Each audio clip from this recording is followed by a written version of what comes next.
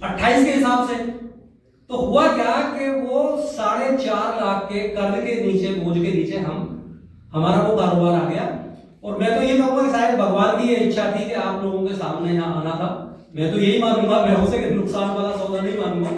लेकिन हकीकत बात ये है कि मैं आपकी अपनी दुर्दशा ये बताने वाला हूं कि उस समय मेरे पास हालत ये थी कि नौकरी करने का सॉफ्टवेयर ऊपर वाले ने तो मेरे दिमाग में डाला नहीं, इसलिए नौकरी के लिए तो मैं तैयार होता नहीं था।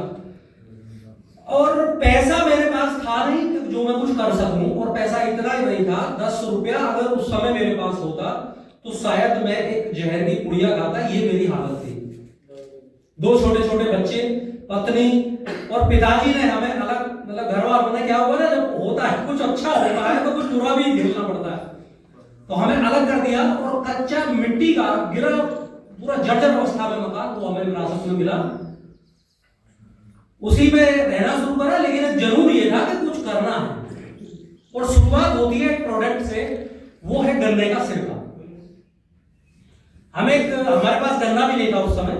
हम एक क्रेशर पे गए और 4 रुपए लीटर के हिसाब से हमने गन्ने का रस खरीदा। और इसका सिरके का दिमाग में क्यों आया कि हमने कुछ ये अध्ययन किया मार्केट में कि गन्ने का सिरका पहले घर घर रखने की परंपरा थी। आपके यहाँ गन्ना थोड़ा कम होता है शायद, आपके यहाँ भी, लेकिन कुछ चीजें ध्यान होगी आपको। लेकिन घर घर होता था, सिरका फ्री में दिया जाता था कि भाई फूफा फूफी किसी को दे दिया, मामा को एक बोतल तू ले जा, एक, मतलब इस तरह चलता था। लेकिन मैंने जब देखा तो सिरका किसी के पास नहीं है, और मुझे पता चला कि कई कंपनियां गन्ने का सिरका बेच रही है। तो उसको लेके मेरे दिमाग में कीड़ा उठा कि ये मैंने 4 रुपए किलो रस खरीदा, और उस समय वो 40 रुपए लीटर मैंने, यानी 10 गुना, 6 महीने बाद सिरका तैयार हुआ, वो बेचा।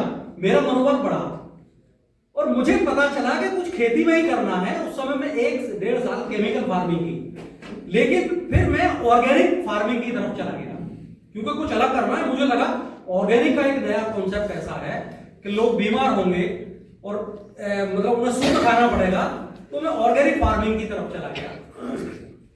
2.5 साल मैंने ऑर्गेनिक खेती का भी अनुभव किया। लेकिन मैं अगर यहाँ कुछ लोग नए भी बैठे हों तो मैं उनसे ये भी कहूंगा साथ साथ कि ऑर्गेनिक फार्मिंग मत करना। और मैं इस मंच से ये भी कहने में कोई गुरेज नहीं रखता। अभी सरकारी मंचों पे भी बड़े बड़े एक्सपर्ट